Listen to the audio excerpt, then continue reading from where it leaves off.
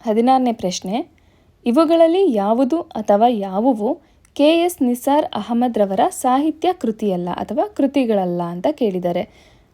ನಾನೆಂಬ ಪರಕೀಯ, ಅನಾಮಿಕ ಆಂಗ್ಲರು, ದೀಪದ ಮಲ್ಲಿ, ಮನದೊಂದಿಗೆ ಮಾತುಕತೆ. ಆಪ್ಷನ್ಸ್ A ಮತ್ತು C, B ಮಾತ್ರ, B ಮತ್ತು D, C ಮಾತ್ರ. ಇದಕ್ಕೆ ಸರಿಯಾದ ಉತ್ತರ ಆಪ್ಷನ್ 4 C ಮಾತ್ರ. ದೀಪದ ಮಲ್ಲಿ ಅನ್ನೋ ಕೃತಿ ಮಾತ್ರ KS ನಿಸಾರ್ ಅಹಮದ್ ರವರ ಸಾಹಿತ್ಯ ಕೃತಿಯಲ್ಲ. 17ನೇ ಪ್ರಶ್ನೆ, ಈ ಮುಂದಿನ ವಾಕ್ಯದ ಪ್ರಕಾರವನ್ನು ಗುರುತಿಸಿ. ಪಂಚಭೂತಗಳಲ್ಲೊಂದಾದ ನೀರು ನಿಸರ್ಗದ ಅಮೂಲ್ಯವಾದ ಕೊಡುಗೆಯಾಗಿದೆ. ಆಪ್ಷನ್ಸ್ ಸರಳ ವಾಕ್ಯ, ಸಂಯುಕ್ತ ವಾಕ್ಯ, ಮಿಶ್ರ ವಾಕ್ಯ, ಸಾಮಾನ್ಯ ವಾಕ್ಯ.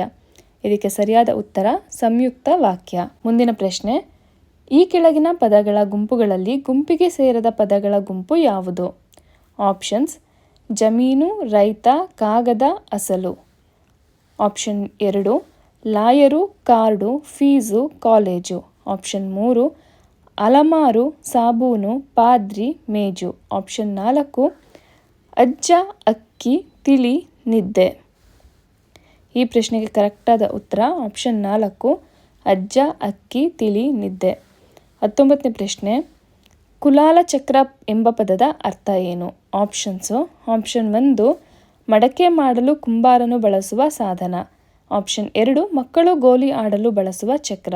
ಆಪ್ಷನ್ 3 ಬಾವುಟದಲ್ಲಿ ಬಳಸುವ ಬಣ್ಣದ ಚಕ್ರ. ಆಪ್ಷನ್ 4 ಕುಲವಂತರು ಬಂಡಿಗೆ ಬಳಸಿದ ಗಾಲಿ. ಈ ಪ್ರಶ್ನೆಗೆ ಸರಿಯಾದ ಉತ್ತರ ಆಪ್ಷನ್ 1 ಮಡಕೆ ಮಾಡಲು ಕುಂಬಾರನು ಬಳಸುವ ಸಾಧನ. 20ನೇ ಪ್ರಶ್ನೆ, ಪಟ್ಟಿ 1ರೊಂದಿಗೆ ಪಟ್ಟಿ 2 ಹೊಂದಿಸಿ ಬರೆಯಿರಿ. ಪಟ್ಟಿ 1ರಲ್ಲಿ ಒಂದಷ್ಟು ಆಪ್ಷನ್ಸ್ ಕೊಟ್ಟಿದ್ದಾರೆ, ಪಟ್ಟಿ 2ರಲ್ಲಿ ಒಂದಷ್ಟು ಆಪ್ಷನ್ಸನ್ನು ಕೊಟ್ಟಿದ್ದಾರೆ. ಯಾವುದು ಯಾವುದಕ್ಕೆ ಹೊಂದುತ್ತೆ ಅನ್ನೋದನ್ನು ನೋಡಿ ಕೊಟ್ಟಿರುವಂತಹ ಆಪ್ಷನ್ಸಲ್ಲಿ ಸರಿಯಾದ ಉತ್ತರವನ್ನು ಮಾರ್ಕ್ ಮಾಡಬೇಕು.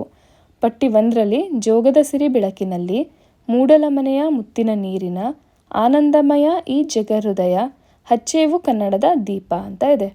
ಪಟ್ಟಿ 2ರಲ್ಲಿ ದ.ರಾ. ಬೇಂದ್ರೆ, DS ಕರ್ಕಿ, KS ನಿಸಾರ್ ಅಹಮದ್, ಕುವೆಂಪು, ಶಿವರುದ್ರಪ್ಪ ಅಂತ ಇದೆ. ಇಲ್ಲಿ ಆಪ್ಷನ್ಸ್ ಕೊಟ್ಟಿದ್ದಾರೆ. ಇದಕ್ಕೆ ಸರಿಯಾದಂತಹ ಉತ್ತರ ಆಪ್ಷನ್ 3 ಜೋಗದ ಸಿರಿ ಬೆಳಕಿನಲ್ಲಿ. ಇದನ್ನು ಬರೆದವರು KS ನಿಸಾರ್ ಅಹಮದ್.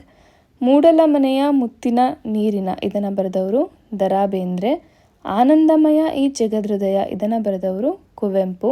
ಹಚ್ಚೇವು ಕನ್ನಡದ ದೀಪ ಇದನ್ನು ಬರೆದವರು DS ಕರ್ಕಿ. ಹಾಗಾಗಿ ಸರಿಯಾದ ಉತ್ತರ ಆಪ್ಷನ್ 3.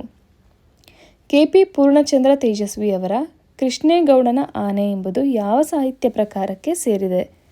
ಆಪ್ಷನ್ಸ್ ಕಾದಂಬರಿ, ಸಣ್ಣ ಕತೆ, ನೀಳ್ಗತೆ, ನಾಟಕ. ಇದಕ್ಕೆ ಸರಿಯಾದ ಉತ್ತರ ಆಪ್ಷನ್ 3 ನೀಳ್ಗತೆ. 22ನೇ ಪ್ರಶ್ನೆ, ಕನ್ನಡದಲ್ಲಿ ಮೊಟ್ಟಮೊದಲ ಬಾರಿಗೆ ಉದ್ದಂಡ ಷಟ್ಪದಿ ಬಳಸಿ ರಚನೆಯಾದ ಕೃತಿ ಯಾವುದು?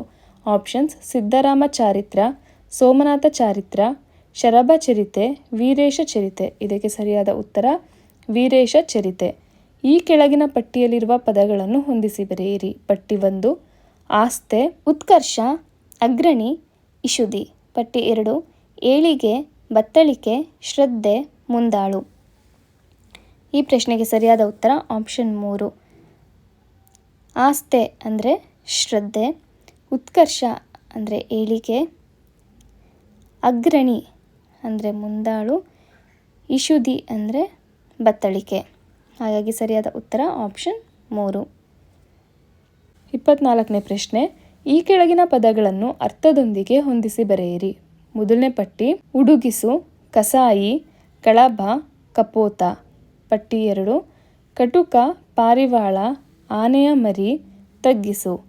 ಇದಕ್ಕೆ ಸರಿಯಾದಂತಹ ಉತ್ತರ ಆಪ್ಷನ್ 4 ಉಡುಗಿಸು ಅಂದರೆ ತಗ್ಗಿಸು, ಕಸಾಯಿ ಅಂದರೆ ಕಟುಕ, ಕಳಭ ಅಂದರೆ ಆನೆಯ ಮರಿ, ಕಪೋತ ಅಂದರೆ ಪಾರಿವಾಳ. ಹಾಗಾಗಿ ಸರಿಯಾದ ಉತ್ತರ ಆಪ್ಷನ್ 4. ವಿರುದ್ಧ ಪದವಲ್ಲದನ್ನು ಗುರುತಿಸಿ.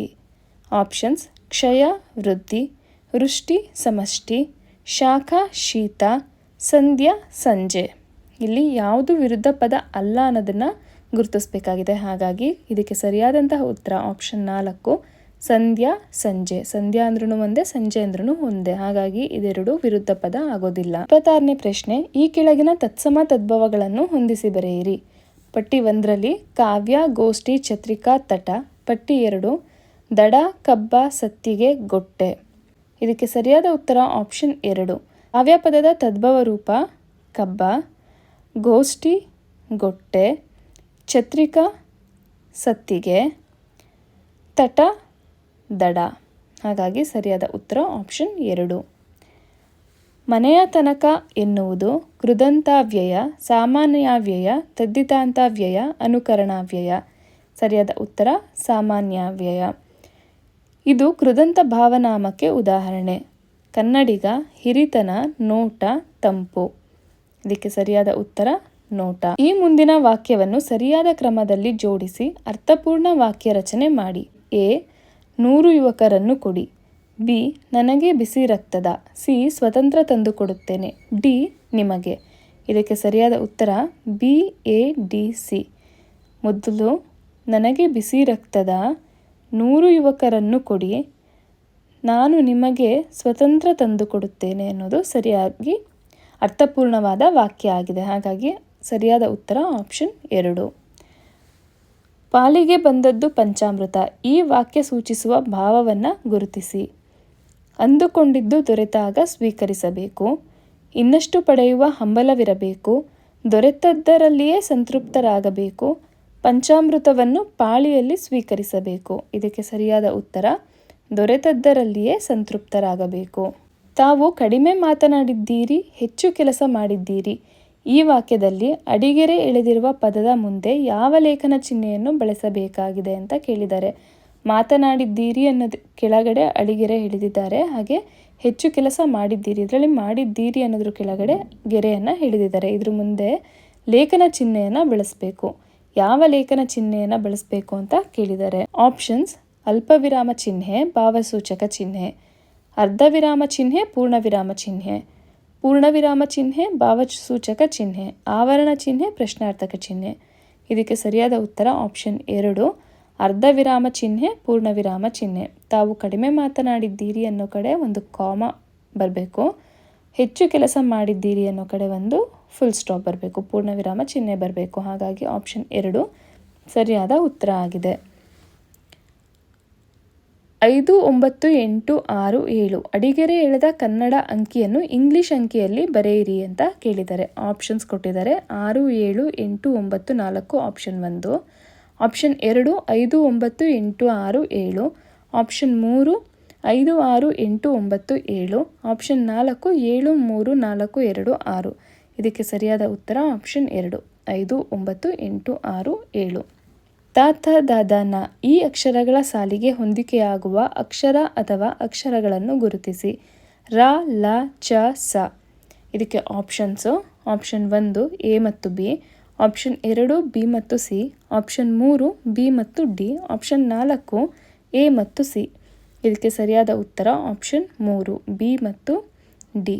ಬಿ ಮತ್ತು ಡಿ ಸರಿಯಾದ ಉತ್ತರ ಆಗಿದೆ. ಈ ಮುಂದಿನ ವಾಕ್ಯದಲ್ಲಿ ಸರಿಯಾದ ಲೇಖನ ಚಿಹ್ನೆಗಳು ಬಳಕೆಯಾಗಿರುವುದನ್ನು ಗುರುತಿಸಿ ಅಂತ ಹೇಳಿ 4 ಸೆಂಟೆನ್ಸ್ನ ಕೊಟ್ಟಿದ್ದಾರೆ.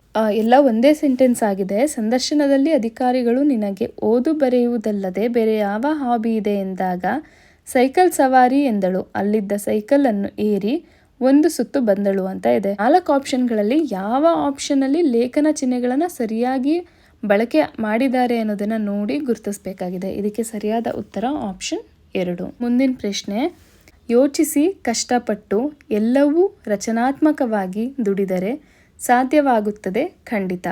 ಈ ವಾಕ್ಯವನ್ನು ಅರ್ಥವತ್ತಾಗಿರುವಂತೆ ಸಂಕೇತಗಳ ಸಹಾಯದಿಂದ ಕ್ರಮಬದ್ಧವಾಗಿ ಜೋಡಿಸಿ ಅಂತ ಕೇಳಿದ್ದಾರೆ.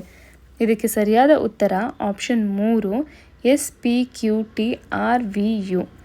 ಇಲ್ಲಿ ಮೊದಲಿಗೆ ಎಸ್ ಬರಬೇಕಾಗುತ್ತೆ. ರಚನಾತ್ಮಕವಾಗಿ, ಯೋಚಿಸಿ, ಕಷ್ಟಪಟ್ಟು, ದುಡಿದರೆ ಎಲ್ಲವೂ ಖಂಡಿತ ಸಾಧ್ಯವಾಗುತ್ತದೆ ಅನ್ನೋದು ಸರಿಯಾದ ವಾಕ್ಯ ಆಗಿರೋದ್ರಿಂದ ಆಪ್ಷನ್ 3 ಸರಿಯಾದ ಉತ್ತರ.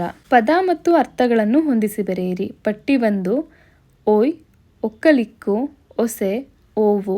ಪಟ್ಟಿ 2 ಪ್ರೀತಿ, ಸಾಗಿಸು, ಕೊಲ್ಲು, ಸಂರಕ್ಷಿಸು.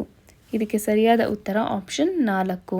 ಓಯ್ ಅಂದರೆ ಸಾಗಿಸು, ಒಕ್ಕಲಿಸು ಅಂದರೆ ಕೊಲ್ಲು, ಒಸೆ ಅಂದರೆ ಪ್ರೀತಿ, ಓವು ಅಂದರೆ ಸಂರಕ್ಷಿಸು. ಹಾಗಾಗಿ ಸರಿಯಾದ ಉತ್ತರ ಆಪ್ಷನ್ 4.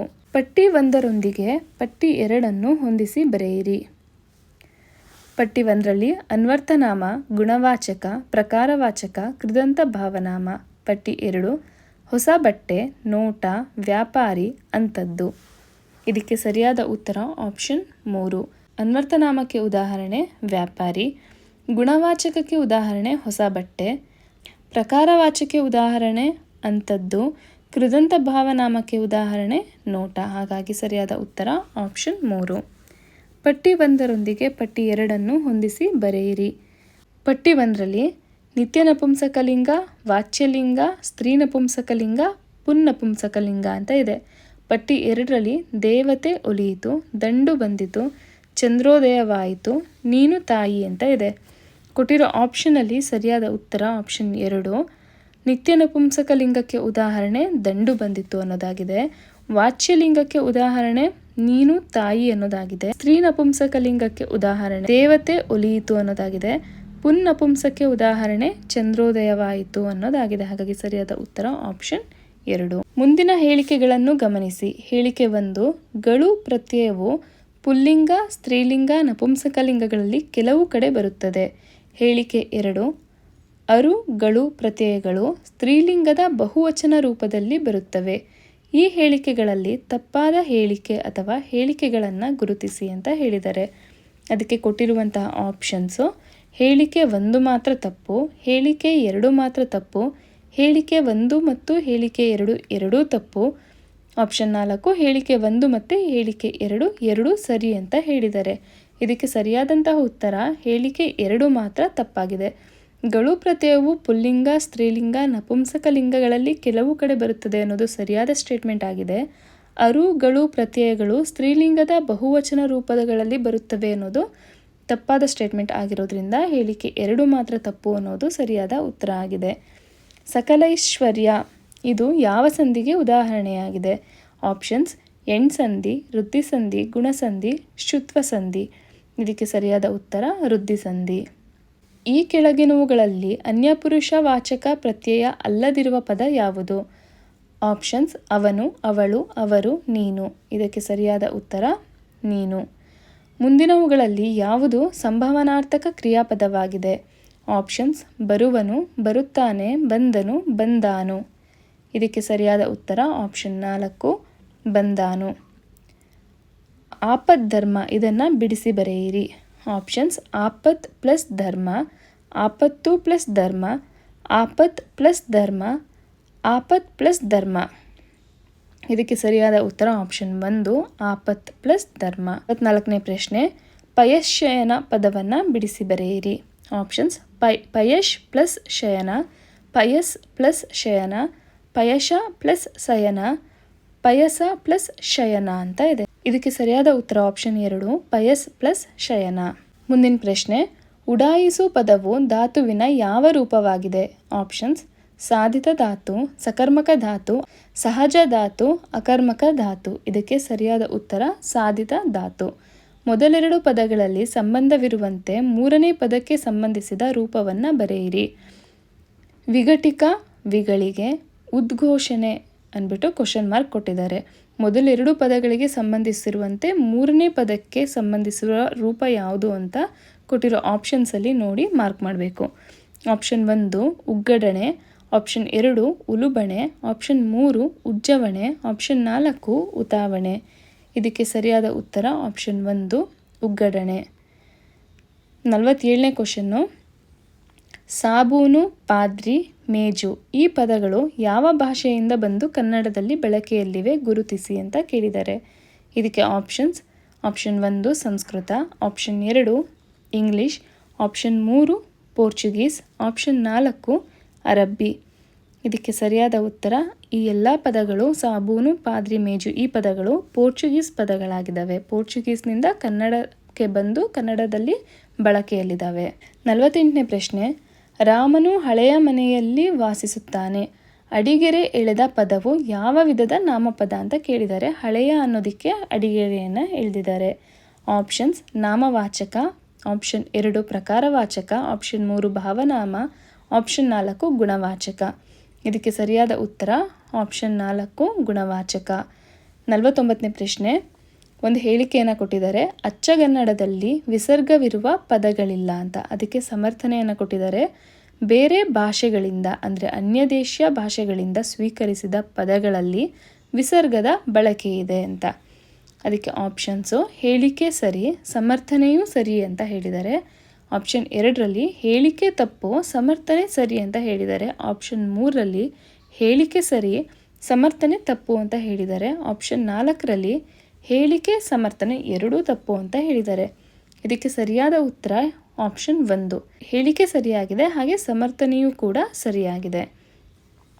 50ನೇ ಪ್ರಶ್ನೆ, ಮಾರಿಗೌತಣವಾಯಿತು ನಾಳಿನ ಭಾರತವು, ಈ ವಾಕ್ಯದಲ್ಲಿರುವ ಅಲಂಕಾರ ಯಾವುದು ಅಂತ ಕೇಳಿದ್ದಾರೆ. ಆಪ್ಷನ್ಸು ಉಪಮಾಲಂಕಾರ, ರೂಪಕಾಲಂಕಾರ, ಉತ್ಪ್ರೇಕ್ಷಾಲಂಕಾರ, ಚಿತ್ರಕವಿತ್ವ. ಇದಕ್ಕೆ ಸರಿಯಾದ ಉತ್ತರ ರೂಪಕಾಲಂಕಾರ.